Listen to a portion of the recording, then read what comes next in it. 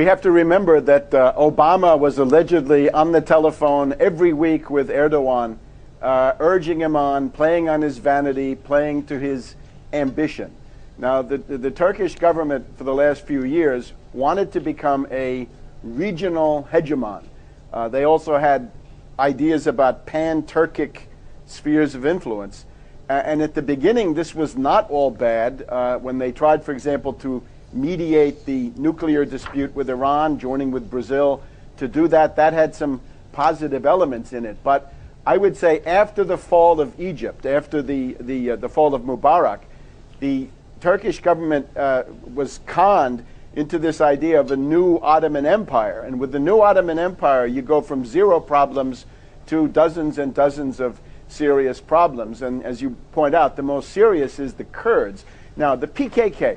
Who is the PKK? Well, Seymour Hersh has informed us in recent years that the CIA supports the PKK. The CIA tries to use the PKK against Iran.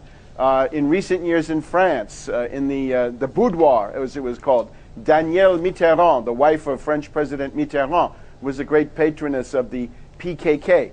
Less than a year ago, Avigdor Lieberman, the Israeli foreign minister, said that Israel would start supporting the PKK to punish Turkey for the behavior of the Turks in the Mavi Marmara Gaza flotilla.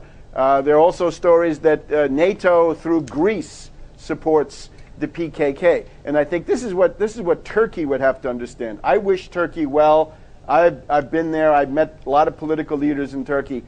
They have to understand that the alliance with the U.S. and the British is a lethal embrace. In other words, the Anglo-Americans are going to love them to death. They will play them against Syria in the full knowledge that the blowback from that conflict is likely to destroy modern Turkey. So they should cease and desist. There's nothing to gain in this and everything to lose. And it has a lot to do, I'm afraid, with the psychology of Erdogan and Davutoglu, who have been essentially conned by Obama. And naturally, this question of Russia does loom very large. You know, in the 19th century, there was a Russo-Turkish war every 20 years. Now, in recent decades, there hasn't been a Russo-Turkish war, but you're getting into a geometry where you really don't want to go. So it would be important, I think, to see that the Syrian armed forces are succeeding against the rebels inside Syria. They're essentially quelling the rebellion.